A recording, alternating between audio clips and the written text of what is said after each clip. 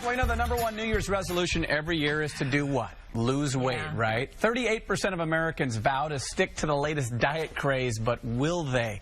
Our next guest, author of Why Diets Are Failing Us, explains exactly why most diets don't work. Please welcome Peter Greenlaw. Hi, Peter. Happy New Year. Happy New Year. All right. Okay, so I have been dying to get you in this seat to ask you, why do you think diets don't work? Well, they don't. I mean, according to the NIH, 98% of all diets fail. You got a $50 billion industry that fails 98% of the time. What a great business, right? But the basic reason is that the whole concept of dieting, which is based on reducing calories, is the most illogical thing that ever existed. What no one has ever talked about is the nutritional density of the calorie. So instead of counting calories, we should be making every calorie count. And what happens when you go on a diet and you lower calories, the thing that we're not taking into account is we're also lowering the nutritional density. We're starving ourselves to death when we go on a diet. The body goes into starvation mode and it stores fat. The exact opposite of what you want. Even if you're eating, because I'm on a diet right now, and I'm reducing my calories, but I'm eating salads and vegetables and proteins. Like, let me know how that turns out. Okay, let's take a bowl of spinach. Well, so far so good. I'm down. Watch this. A bowl of spinach, 1952, UCLA did a study that in order to equal the nutrition of one bowl of spinach from 1952, today you've got to eat 42 bowls of spinach. Why? Because the nutrition in our soil has been destroyed by herbicides and pesticides and over-farming. I mean, 1930, we produced about 40 bushels to the acre. Now we're doing 200 bushels to the acre. Okay. And what's happening is the soil is so broken down that the plants aren't absorbing any nutrients. You notice I'm holding an orange here, okay? Yeah. Your grandmother could have eaten this orange. Today, all of us, and I love oranges, have to eat 9 oranges to equal the nutrition that our grandparents got from 1 orange. An apple from 1976, they estimate today you got to eat between 6 and 12 apples to equal the nutrition of 1 apple. So by you reducing your calories, you're putting your body in a state of starvation. Wow. That's why people overeat so much. What about organic farming? Does that change at all? 202 studies last year, USA Today, proved that organic nutritionally is no different than regular food. Less pesticides and herbicides, but absolutely no difference. So the very thing that you're doing, and you may lose some weight, the one thing you're losing for sure is muscle mass. Because in But even if I'm in the gym building muscle? You're not building muscle. And I'm drinking protein right afterwards? You don't have the nutrients, okay? And the thing is that in all these diets, the thing that the doctors warn against, and I'm on board, don't lose more than a pound a week on a diet because you're losing lean muscle mass. The idea is to infuse the body with massive amounts of nutrients in the fewest calories possible. Okay, be specific on what nutrients are. How do we get them? Okay, well, the thing that we're missing the most are basically a huge component of the periodic table, which makes up nature, okay? So you've all heard of iron and calcium and magnesium, but there's these trace elements, things like gold and silver and copper and zinc and molybdenum and boron and beryllium and even arsenic in tiny, tiny quantities that the human body needs in order to perform its functions. Well, we've destroyed those in the soils. As a matter of fact, a report to the U.S. Senate said 99% of the American people are deficient in these minerals, and any one of those can result in disease. And that report was done in 1936. So how do we get them then? Well, you have to go and find sources of these minerals. You need about 70, and the best organic you're getting 10 to 12. Go ahead. So you're saying that we are counting calories so much that now we're not getting enough nutrients and our body goes into starvation mode. Absolutely. What does starvation mode mean for our bodies? Well, basically it's called ketosis. And in simple layman's terms, what it means is that the body will begin to stop burning fat and store it because we're in starvation. The body's in panic mode, basically. So it doesn't matter how much exercise you do. No. It doesn't matter how well you... No, that can actually make it worse because now you're eating food with no nutrition in it, and what happens is the body gets to a choice point. It only has 3 things it can burn: sugar, muscle, and fat.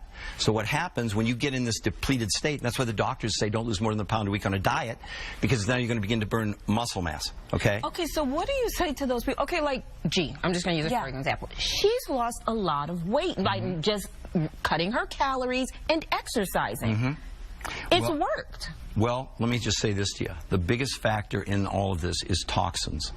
Toxins in the water, air, food, carpet, shampoos, whatever. As we're ingesting these toxins, what the body's doing, even for someone like yourself that's really in great shape, I work with some of the top trainers in the world, and when they take MRIs of these people that are in incredible shape around the brain, the kidney, the liver, the pancreas, we see this white halo of this toxic fat. It's called the body's toxic burden. No amount of exercise or diet gets rid of them. And the American Society of Endocrinologists named these fat cells because what the body's doing, the immune system can't deal with toxins.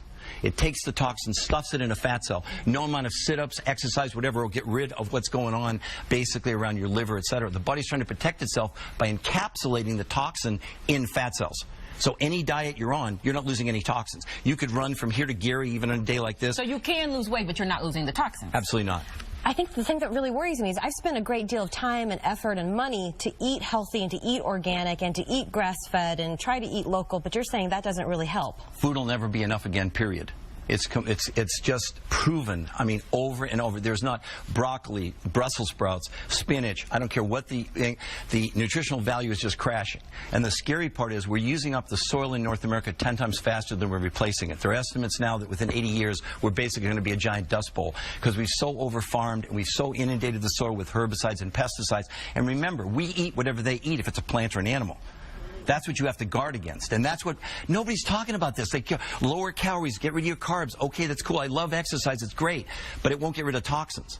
How do we get rid of the toxins? Oh, okay. Well, we're going to talk about that in the next segment. All right, let's do that. That's a good team, because I'm hoping that there's a better ending to this, Peter, right now. This is very difficult. This is frustrating. I'm not happy with what you're saying. Yeah, so I got a whole bunch more to say. That's right. Peter's going to give us some answers after the break. We'll be right back.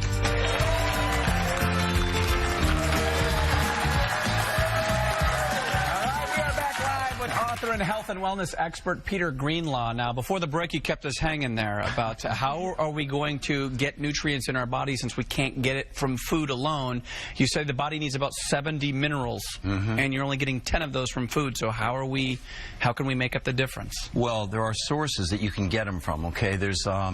There was a discovery made about 35 years ago, this huge open field deposit in Nevada, which had all the minerals. And you can go to a health food store and you can buy mineral supplements. As a matter of fact, most people don't understand. If you take vitamins and you don't take minerals, the only thing you're paying for is expensive urine.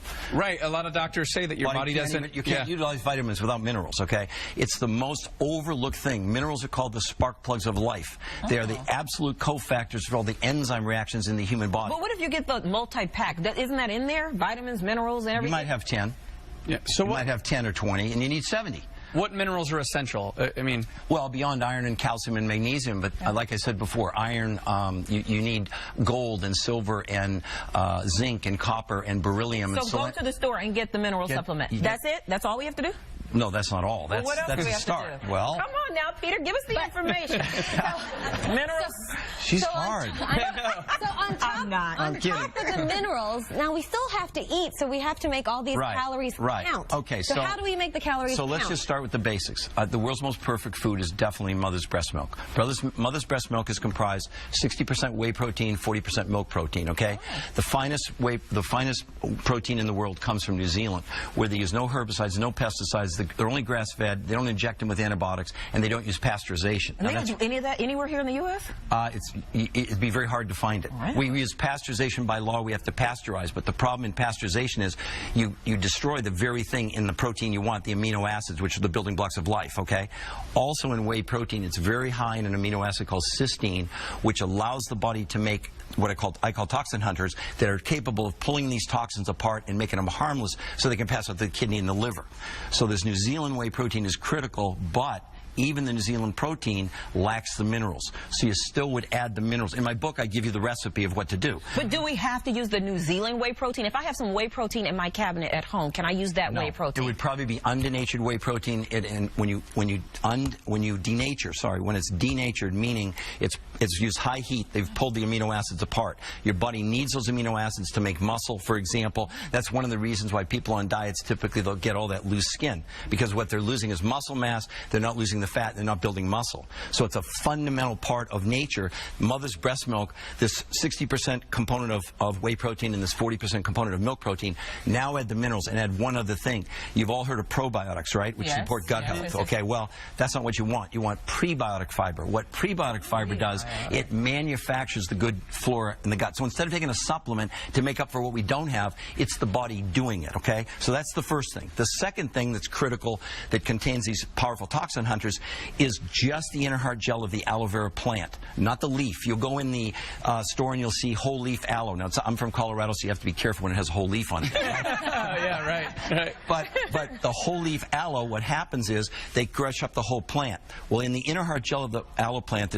technically it's called a polysaccharide, which is a toxin hunter capable of pulling the toxin apart. Okay, so what happens is when you grind up the whole plant, there's an enzyme in there that destroys the polysaccharides. Other than that, it's great stuff. So you need just the inner heart gel of the aloe plant, which is produced with what's called a high filtration process that doesn't destroy it. Okay, then you add the minerals also to the aloe vera drink.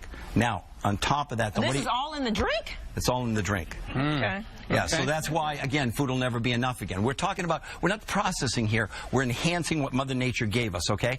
What we're doing is giving back to food what was there 100 million years ago. Let me give you a new definition of food. Although it contains fats, carbs, and proteins, food's job is to carry genetic information to our genes. So when you're feeding your body not all the nutrients, the gene is not getting the complete message. Now, what do you do? The actual protocol. What do you consume? Basically, for a week or 4 or 5 days when you start, you have a shake from New Zealand for breakfast. You eat regular food for lunch, healthy food. Okay. Then you have a shake at night. So let's say you do that for 4 or 5 days or a week. Then you do 2 days of what I call nutritional fasting. Now, this sounds like an oxymoron. What you're doing is, see, all you have to do to detox, stop eating for 4 hours, you start detoxing. But as you begin to release the toxins, you have nothing to break them apart.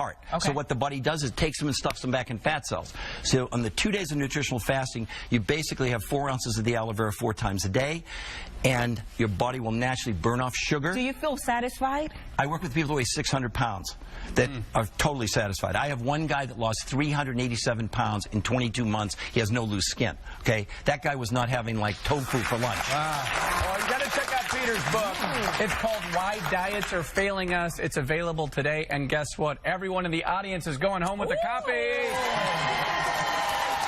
Thank you, Peter. Thank you. Yeah, let us know how it works out for you. Coming up, Peter. we're going to talk to someone who lost nearly 100 pounds working out at a gym designed for the ultimate weight loss success. We'll be right back.